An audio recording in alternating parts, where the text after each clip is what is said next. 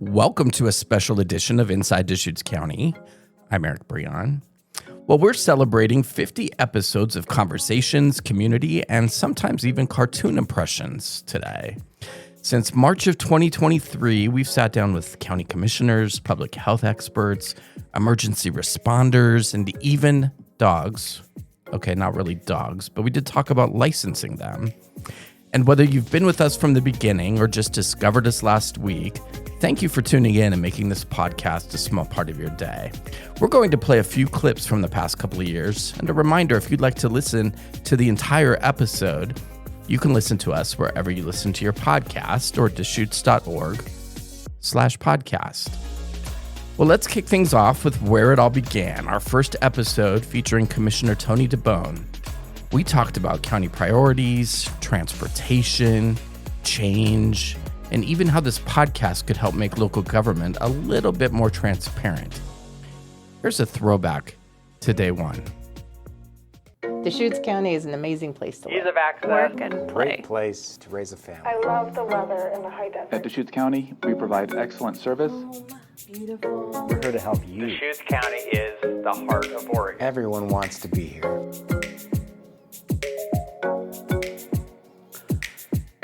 From the Deschutes Services Building in beautiful and snowy downtown Bend, Oregon, this is episode 1 of the Inside Deschutes County podcast. I'm your host, Eric Breon.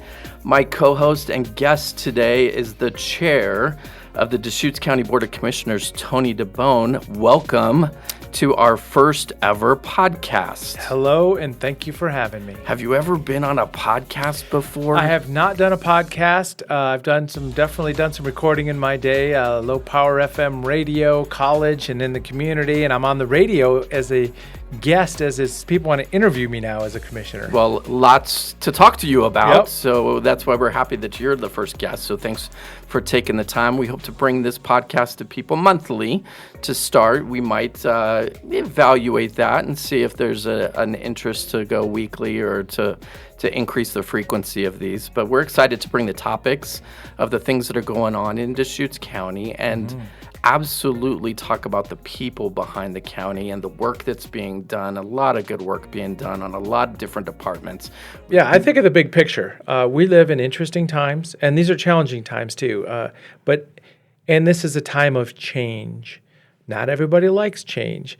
I found out that I don't mind change, as in I'm not looking to change today, but when I changed career, when I moved across the country, when I met my wife and we left Hawaii and ended up back here where she grew up, I kind of get excited on big change. The future is bright. We still live in a great place. We do live in a great place here. Low cost of energy, high-speed internet, home delivery. I mean, the world is changing so fast. Some people really don't like that, but other people thrive on it. So that's my big picture. I don't mind the change this fast right now.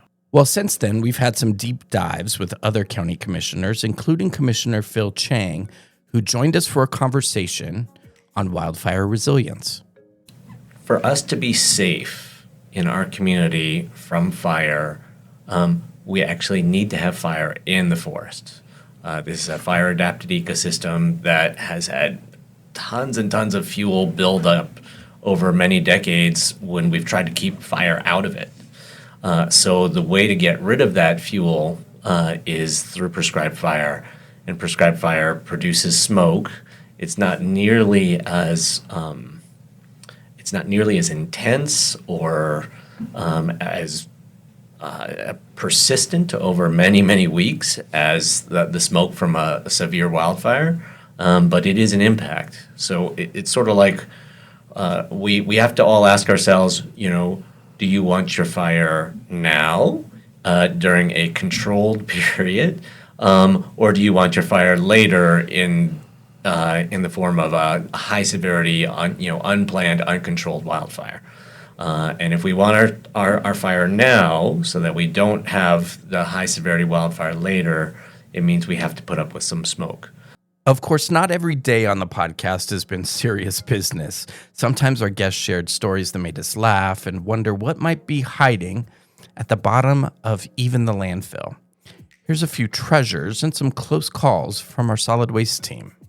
I'll start first. You may have some of your own, Tim. There, years ago I said, God, I should have been writing a book or keeping notes because there were some zany things that happened over the years, and I've been trying to think of stories. And one of the ones that is what is actually in the landfill besides garbage. There's actually some valuable things out there. I know at not landfill, there's a sack of rubies that came out of a jewelry store that got inadvertently disposed of. There's a pocket watch that we were told. Wait, a sack of rubies? Like gems? Yes. Yeah, a jewelry store received them on delivery. This must have been 15, 20 years ago or so, and somebody accidentally threw them away in the trash. And the insurance company came out to the landfill. You got to understand the amount of garbage coming in every day. You're not going to, unless you're there when that truck unloads, you might be lucky to find it in that load. But did I see those in your office? Did I see that? No comment. Yeah. So here's a great story. So we have these transfer stations in Redmond Sisters and Lapine. And it was a cold winter morning, and a guy was up at the Redmond site, and he was emptying his garbage can, cold morning, and his wedding ring slipped off his finger into a 53-yard truck full of garbage. These big semis that we used to move waste from the transfer station to the landfill.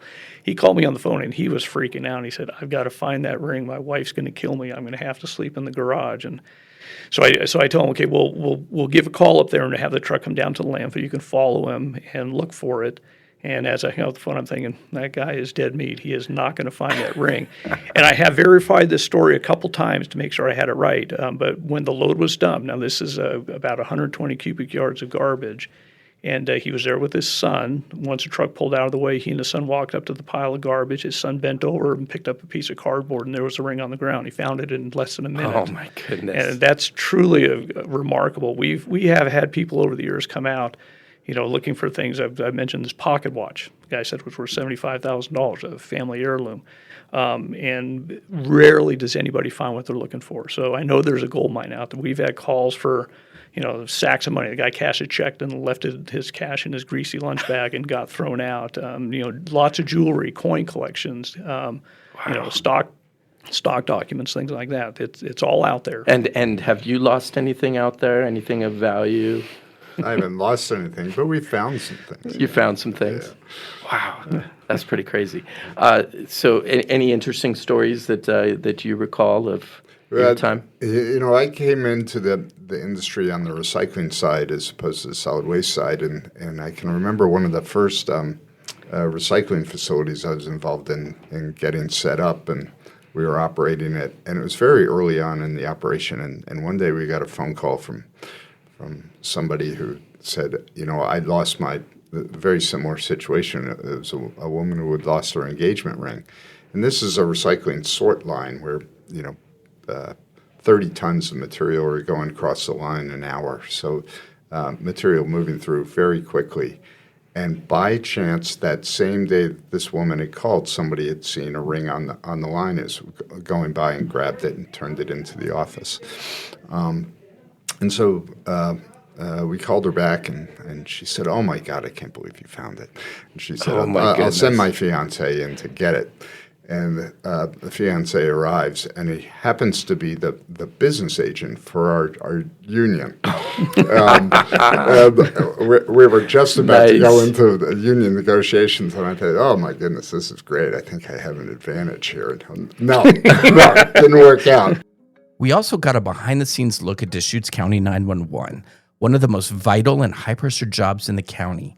In this episode, we spoke with dispatcher Chad Hicks and recruiting manager Megan Craig about the challenges and rewards of being the first voice on the line. I just have always felt this inner need to help people and be immediately involved in meeting people wherever they're at, and always seem to have a calm, a clarity of thinking when faced with a crisis. And so public safety has always appealed to me, and it just seemed like a natural transition as a way to be able to serve the community, use my skills and abilities, and be able to help people when they need it most. Ironically, I love Chad's answer to why he got into this very wanting to help and serve, which is absolutely why it fills my cup up today. But when I got into it, I literally opened the want ads, and there was a job for a postal carrier or a job for a 911 dispatcher.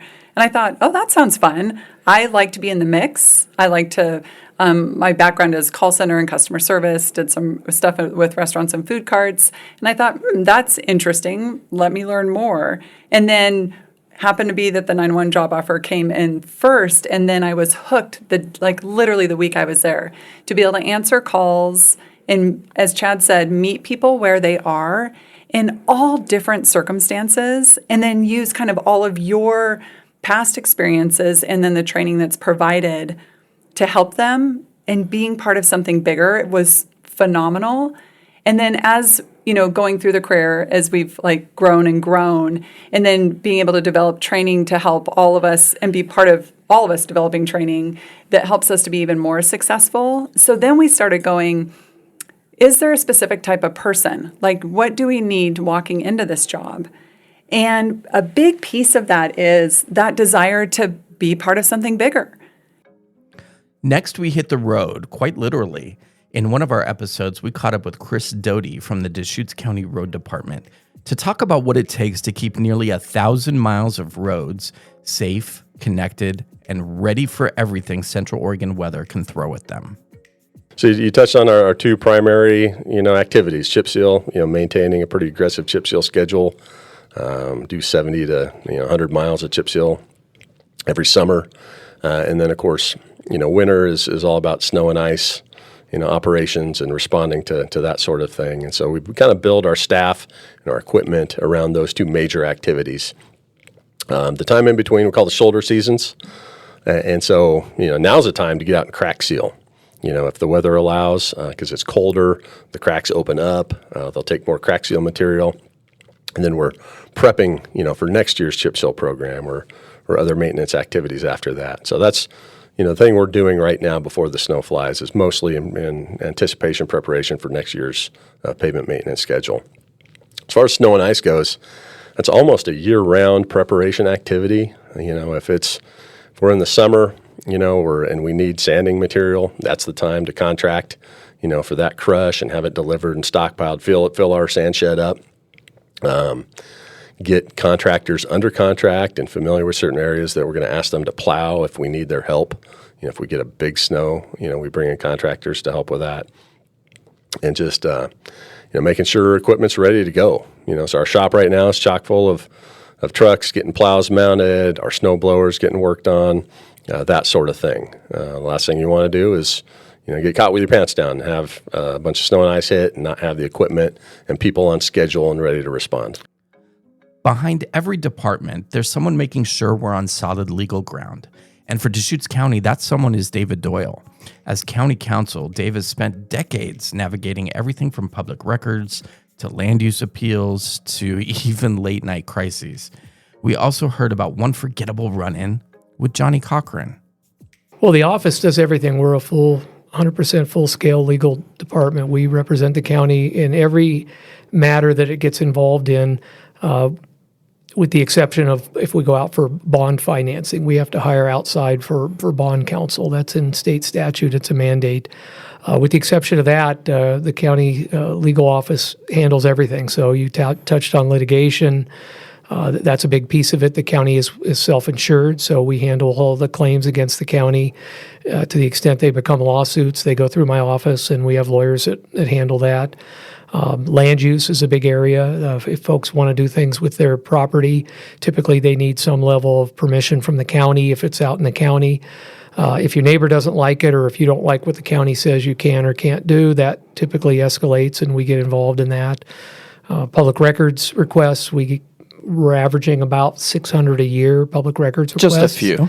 Yeah, and it grows every year. And what some people don't realize is with public records requests, lawyers in the office, somebody has to have eyes on every piece of paper before it goes out. We have to make sure, one, it's something that's the public's entitled and has a right to look at, but secondly, we have to make sure there isn't information in there that needs to be redacted. Somebody may have inadvertently sent us an email and included their social security number on it.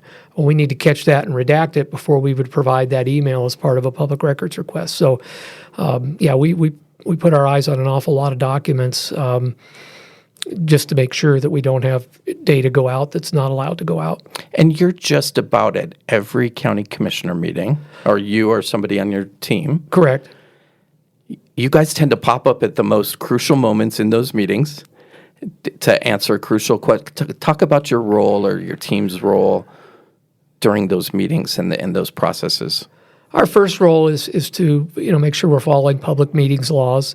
There's a whole body of law that applies to how public meetings are conducted, and we want to make sure we're compliant with that. So we'll do our very best to sort of be in the background and not inject ourselves. I've learned over the years that when the lawyers start talking in any type of a public meeting or public hearing, then a lot of other folks stop talking. They get a little chilled, a little bit reluctant to speak. And so I'm very reluctant, and the lawyers that go down there, if I'm not down there, I've asked them to be very circumspect and not jump in unless there's an absolute necessity to do that. All right, before I let you go, I've got to ask you this one last question. What's your most famous case? I had a case with the other attorneys on the other side were with the law office of Johnny Cochran. What? And of course, a lot of folks know Johnny from the whole O.J. Simpson thing, but what they probably don't know about Johnny was he was a very accomplished and well-regarded attorney in Southern California. And I went to college in Southern California at Loyola Marymount, which, if you know where that is, it's a stone's throw from Los Angeles International Airport.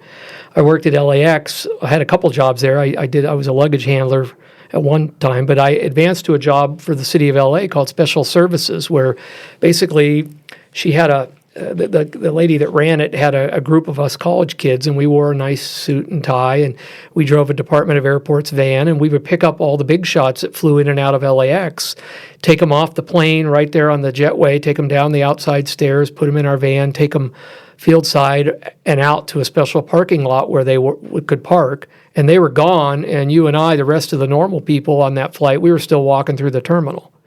And as a result, those folks, and oftentimes they were elected officials, they did a lot of nice things for the city of LA because the city of LA owns LA International Airport.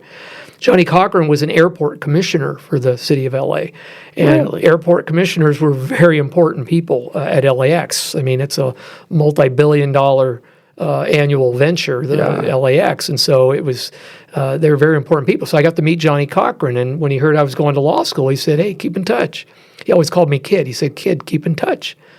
So sure enough, years later, I end up with a case, and his office is on the other side. And we're taking depositions one day in his office. He wasn't the primary lawyer on the case. And he sees me in this conference room. It was a glassed-in conference room, and he comes walking in, and he just stops the deposition midstream and says, "Hey, Kid, it's you. You're back." Next up, we sat down with Commissioner Patty Adair, who's known for her energy, her candor, and her passion for everything from county policy to thoroughbred horses. In our conversation, she reflected on some of the biggest wins for Deschutes County and shared a few personal stories, including the story about legendary mare named Bobby Lou. How are the horses? Well, they're fine. I have 3 foals due in April, which is a first. Yes, my husband, oh my gosh, he was counting. He always counts how many horses I have because my mother used to have 100. Oh my goodness. No, we had a ranch up the road, and my mom had so many horses. She loved horses, but it's a family addiction. So, we have 3 babies due. 3? Yes. 3 due. Mm-hmm. How many do you have total?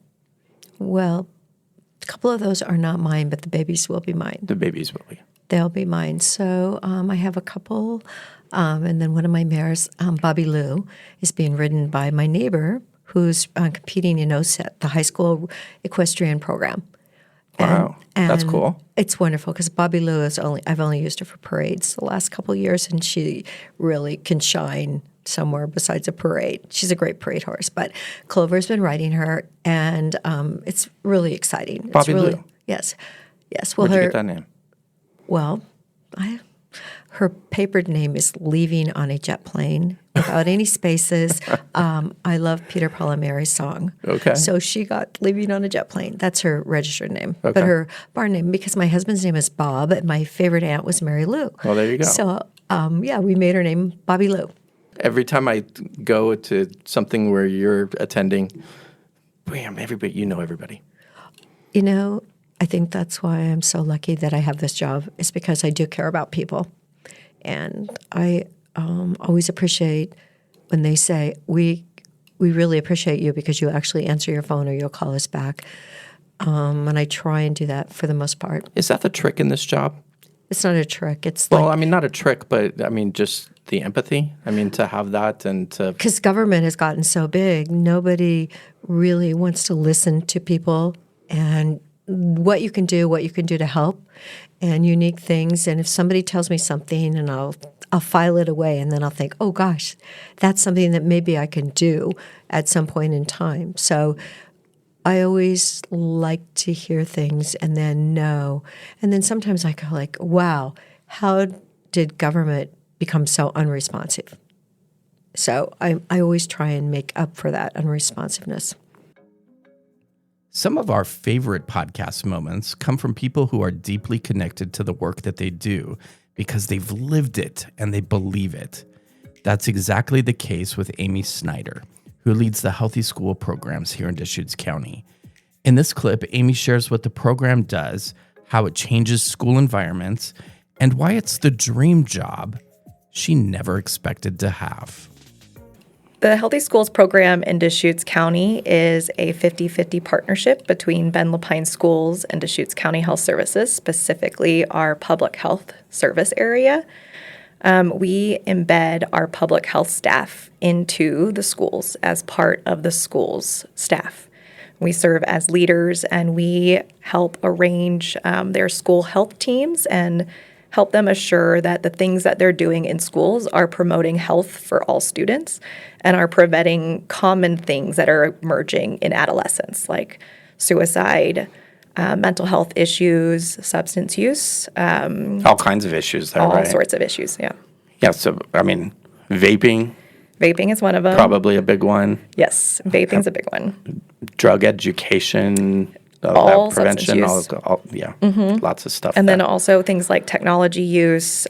We help with healthy versus unhealthy relationships, relationship boundaries, things, very common things that emerge in adolescence. I would think anxiety, depression, probably pretty high on that list too. What do you see the most of? Is there kind of one that rises to the surface there? Our central focus area is mental health. We're in a youth mental health crisis, and when you look at it, a lot of the other things that occur, like substance use, are really root caused by mental health issues. So if we can work on mental health, better social support systems in place for students, then a lot of the other behavioral things that we see are going to fall into place if they have a really strong coping skill set, if they have social supports that can help them navigate some of those very common normal things that they're going to be challenged with when they grow from being children into young adults. I was a teacher and I left my classroom because I wanted to do more. I saw the things that we had that were barriers to learning, and I wanted to do things through my school to make my students healthier so that they could learn better. And so I was able to get a doctorate, my master's degree, all specializing in running school-based prevention and health promotion programs. And now Deschutes County has made a program just for me. Look at you. And I get to live my dream. So just for Amy Snyder. Yes. Yeah, that's awesome. And then there's the important stuff, like making sure your furry friends are properly licensed. In this next clip with Christina Boyer from Deschutes County and Taylor Campbell and Hannah Loftus from Brightside Animal Center, we explore how dog licensing not only helps reunite lost pets with their owners, but also funds services that benefit the entire community. Plus, a little animal trivia here in Deschutes County. Why do people need to, besides the rule, get their dogs licensed?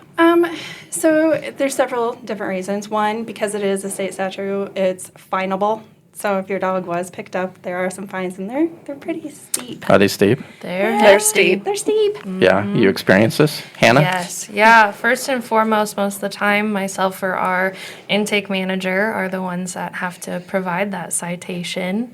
And it is not a fun Have you been fined yourself? No. Because I've learned goodness. you've got 11 dogs at your house? Only 5 dogs, 11 Oh, 11 animals. animals. 5 5 dogs. Okay, Yes, my yes. fault. All are licensed.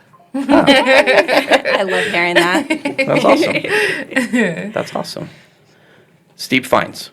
Yeah, so we want to avoid those. It's pretty easy to do.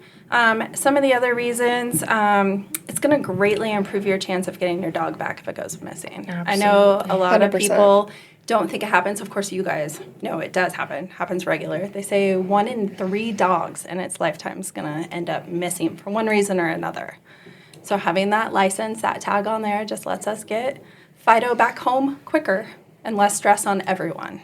Christina, you have stats that show the most popular dog breed Yes. in Deschutes County. Mm-hmm. So Brightside sees a lot of dogs, I bet. Just a few. Just a few. Yeah. So, all right, Hannah, give me your guess as to what the most popular dog breed is in Deschutes County. Gosh, can I do a top 3? And can we go from there? Oh, come on, cheater. Yes, if you give them in 1, 2, and 3. We'll Gosh, compare. I mean, the first ones that come to my mind are for sure, I mean, I would say from what we see come in most of the time in our shelter. A mutt. A mutt. I mean, yeah, absolutely. But we get a lot of your shepherds. We get a lot of your pit bull mixes. And we get a good amount of doodles. So, yeah, I would say. Keep my mouth quiet. Yeah, I would say doodle, shepherd, pitty. Yeah, I think you could add in there like some type of healer, border Herding collie breed. mix. Yeah. Wow, this might healer. surprise you guys. Oh, Chihuahua. Drum roll. Chihuahua. Yeah, okay. You guys ready? Drum roll. Wait, All wait. right. I don't have a. Do I have a drum? No, I don't know if I have a drum roll. I don't know. Cue Anyway. drum roll. I don't know. We'll do our own drum roll. All right. So, and this was no surprise to me at all. I called this one right off the bat. The number 1 breed is a lab. Yeah. Yeah. Labrador. Yeah. Now, when we did do our breeds, we did, like if a lot of people like to say lab mix. We see that a lot. So that would help put lab as number 1 on there. Number 2 surprised me. What? Yeah. An Dachshund. Australian Shepherd. Yeah. Okay. Yeah. You're herding I breeds. didn't think that. And then number 3 was a border collie. Yep. Nailed it. Got 2 of those at home myself. Got a few more for you guys that are interested. Number 4 is a golden retriever. Okay. Pretty This popular. one cracked me up. Number 5 is a chihuahua. There it is. I'm telling you. I'm telling you. And finally, because we couldn't celebrate 50 episodes without at least one more laugh, here's a moment that caught us totally off guard. Eric Money of Deschutes County Environmental Health giving his best Scooby-Doo. I wasn't sure what to expect, but I'm glad it happened. We have to know the rules, and we have to know why the rules are the rules. And so the first part of our career as environmental health specialists is understanding how to identify risk and what the risk is and why is this rule a rule. And there's a lot of different facets of what we do, whether it's a restaurant, a tavern, a bar, a food truck, a swimming pool, a hot tub, child care. We also deal with animal bites. So you have to know a lot of different rules and why all of them are set forth. And really what the best way to talk to people about how to reduce risk and improve their lives and not get a disease, from something or from someone or from something. So I just think helping people work through that is what environmental health is all about. I learned when you walked in the door, you told me that you do some things that I didn't know you did. Mm-hmm. Impressions? Yeah. When did this before I ask you to do one, when did this all start? How did this come into be? Well, I think it was because I was the youngest in my family, and so I got picked on a lot by my siblings, and because they were all bigger than me, the only real thing that I could do to get back at them was to make fun of them and their voices. And so, from 5, 6, 7 years old, I started. That's a good reason. Just trying to defend myself by using words because I couldn't use anything else. I was just getting beat up all the time. Well, that's not good. No. All right. Who's your go-to when it comes to impressions? Well, there was a time when I sold shirts for a band, and before the lead singer would go on, he made me do an impression of Scooby-Doo. So I thought I would just throw that out real quick. Okay. Pretty good. One more? Yeah, you got one? Might have cut out, sorry. No, that's pretty good. Thanks for celebrating 50 episodes of the Inside Deschutes County podcast with us. Here's to 50 more episodes, hundreds of community conversations, maybe even a few more Scooby impressions along the way. Our thanks to all the guests who've appeared on the podcast and doing important work here in our community. Thank you for sharing your stories, telling us about the work you do. It helps so many people here in Deschutes County. You can find more episodes at deschutes.org/podcast or wherever you listen to your podcast. But until next time, thanks for being part of Inside Deschutes County, and please be safe out there.